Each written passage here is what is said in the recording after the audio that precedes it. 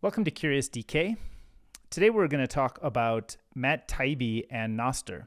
So just a couple days ago, Matt Taibbi, who's a pretty prominent journalist, joined Nostr. And I wanted to discuss why this is important. And I wanted to look at particularly the instigating events that led up to this, which are Matt's Twitter files work and the autonomy that he would require to remain as an independent journalist, and why Nostr actually is able to empower him in that way where the alternatives are not. So for those who don't know much about Matt Taibbi, I pulled up the Wikipedia article that tells a little bit about some of the recent involvement he's had in reporting the Twitter files. So this is December 2nd, 2022. Taibbi began tweeting about and screenshotting emails that executives at Twitter sent each other concerning content moderation in 2020. And these emails were provided to Taibbi by Twitter CEO Elon Musk. And so you can see here that is part of what he was trying to do is report on some internal emails, and he was given access to these emails by Elon Musk. Supposedly, when Elon Musk is sharing this private, sensitive information with him, it is somewhat in service of Elon Musk's agenda. And so as long as Taibbi is playing the role of reporter on Elon Musk's agenda, that works. But as soon as he tries to assert his independence as a journalist, you can see that Elon Musk, who is the owner of Twitter and who ultimately then controls the audience that Taibbi speaks to, that starts to cause a problem. So we look here. Here's just Matt Taibbi's Twitter profile. He's got 1.8 million followers. So he's longtime journalist, Rolling Stone, and it's been very, very active in this Twitter files story recently. The Substack links were being blocked on Twitter, and part of what he does is he uses Substack as a way to connect directly with his audience, because the Substack product promises and enables and empowers content creators, newsletter writers, to be able to own and manage their own direct relationship with end users via an email list. So overall, I think Substack has good intentions to serve creators and to serve creators in a new way where they don't control the access to the audience. And I think traditional Substack largely serves that. I think, it's fine to have some issues with that and with how some of the discovery and newsletter growth works. But ultimately, I think it's really built in service of creators as their primary goal. The problem here is Substack has this new feature called Substack Notes. And the Substack Notes feature is effectively a Twitter clone inside the Substack ecosystem. Now, when you're talking about an email list that lets you publish out to maybe millions of subscribers, that's kind of a one-way type of communication. A creator publishing out to a million people. That's fine, and basically Substack is really good at providing that service. When you start talking about Substack Notes, you're talking much more about like a place on Substack where people gather, so a town square-like place. And you then, when you're gathering in a place that Substack owns and controls, you also have to play by the rules. And the rules may be fine and friendly today, but as they grow, or as different people take over or run the show there or make content moderation decisions, you could get subject to the same problem that you had on Twitter. And so, Twitter is a very large-scale service today. If you're on their good side, it could be great, and you could say all you want, and you can grow an audience there. But as soon as you say something that offends or doesn't defend the business interests of Twitter, they could turn on you. And so similarly, Substack is very small today, but ultimately is recreating similar problems to that. And so I brought up this picture of Lord of the Rings. And I think really controlling the town square is kind of like the ring from Lord of the Rings, the one true ring. And you can see sort of the corruption that it creates among anybody who desires to control the ring. And that's, I think, the same kind of corruption we see when people choose to try to take control of the public town square. And so, I think Substack is got good intentions, but here's their initial launch of this Notes product. And I think the Notes product is, very similar to Twitter, like I mentioned. And they show, imagine Kareem Abdul-Jabbar leaving a comment on Margaret Atwood's note about trends in science fiction. And that sounds like a exciting, inspirational use case. But the issue is, when Kareem Abdul-Jabbar is leaving that comment, you then have to come to Substack to read the comment, where it's not going to show up just in your email address. It's actually a place on the internet now. And when it's a place, it then is subject to the content moderation rules of Substack, which today could be in your favor, but tomorrow may fall out of favor with the direction that you're taking, the stuff you want to talk about. And so I pulled up the content guidelines from Substack, and just, as we might expect, these were updated February 8th, so very recent. And it says, we have the exclusive right to interpret and enforce these guidelines, although we may consult outside operators, research, and industry best practices in doing so. And so, I think it's totally expected that a centralized provider like Substack would have content guidelines and would have to enforce them. But it also means that, as soon as they grow and get big, they're going to have the same problem that Twitter has, which is somebody has to make the decision, and they might not be equipped to make the decision for a specific use case or jurisdiction or otherwise. And it might be that it's against their business interests, as it is against Musk's business interests to allow links to Substack, even though I think he reversed that decision.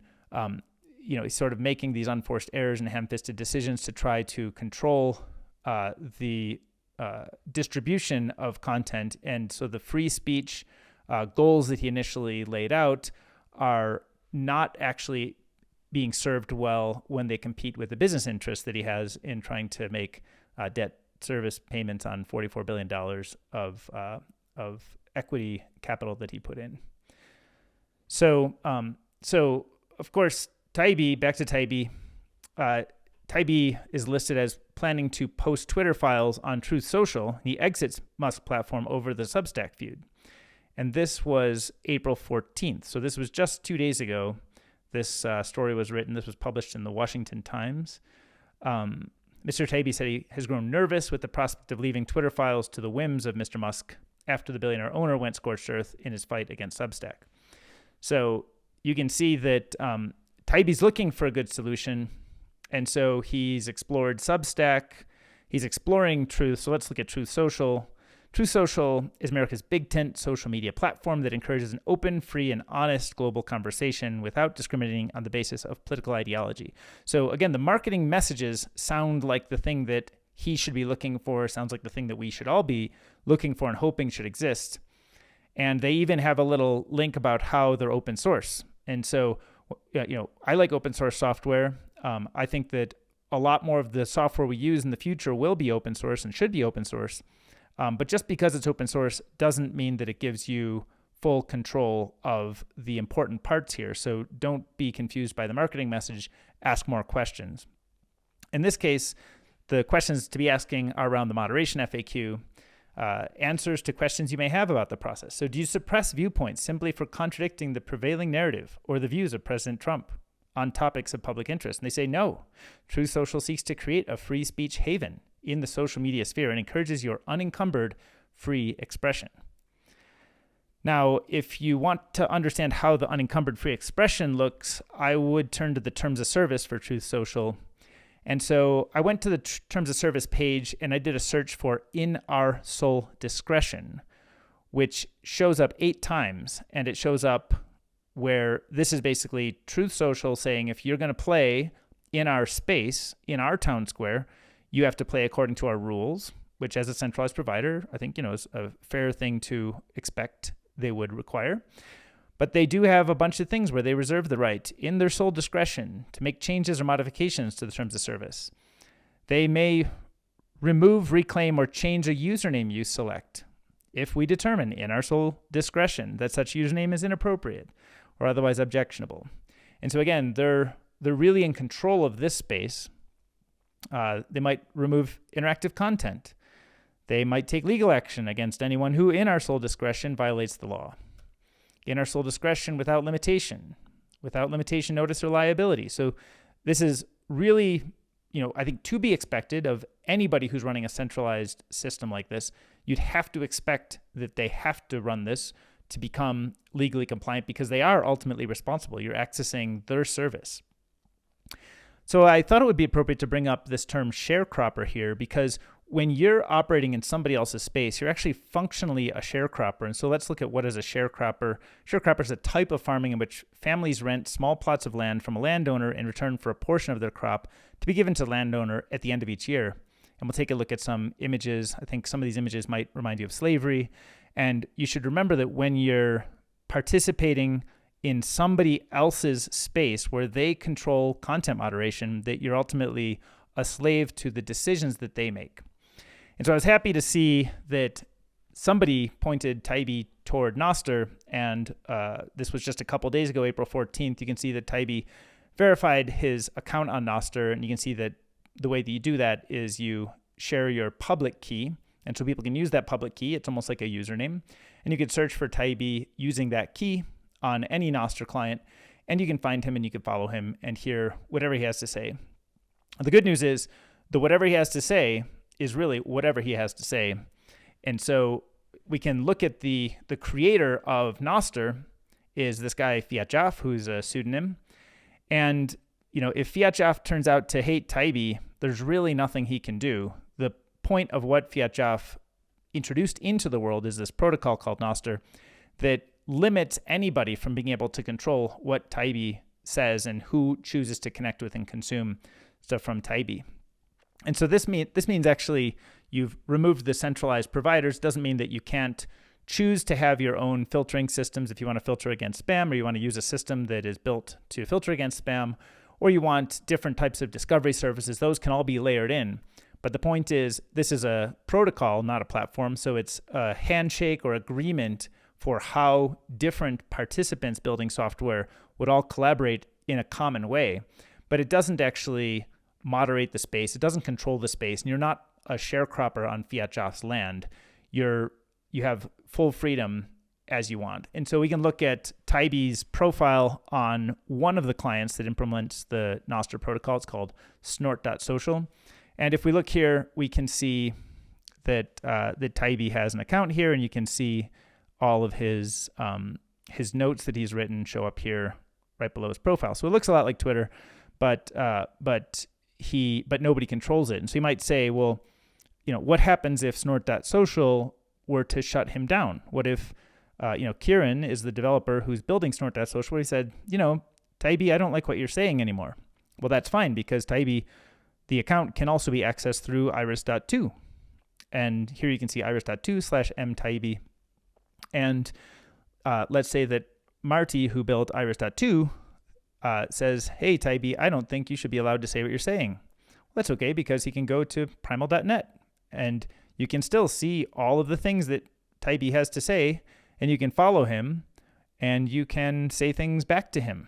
And so ultimately, this means that nobody controls this, because anybody can spin these up. And so Miljan, who built primal.net, may decide that he doesn't like Taibbi, but you still can go then and look at Nostr clients feature list.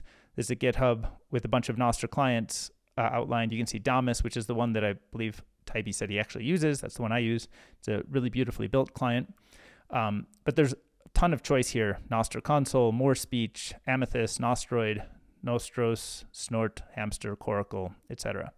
And so you can see there are lots of different ways to access the account. And so it's really not up to anybody to control what Taibbi can say. And it's really just up to Taibbi to say what he wants. And so I think it's rational for Taibbi to use Substack to broadcast to his audience and to push content that he writes via email. At some point, more and more people will be on Nostr-related clients, and you won't have to rely on email systems in the future. But I think, it's some transitional period. So I would just say, I think we don't want to be sharecroppers, and we don't want to be slaves working in somebody else's field. We want to be autonomous individuals who have our own voices, and we have free speech. And even if the business objectives of a centralized provider are at odds with our free speech, we want to make sure that our speech cannot be limited. And that's the beauty of Nostr. So I'm glad to see that Taibbi understood this, made the jump. He did a lot of exploration, looked at Substack, looked at Truth, and ultimately now he's on Nostr. I hope he gets a lot of value out of it and stays there. And I hope that other people who are trying to understand this kind of move can also follow the breadcrumbs and see how the decisions work here and see the differences between being on a platform, a new small platform, and being on a protocol. And they're actually very different.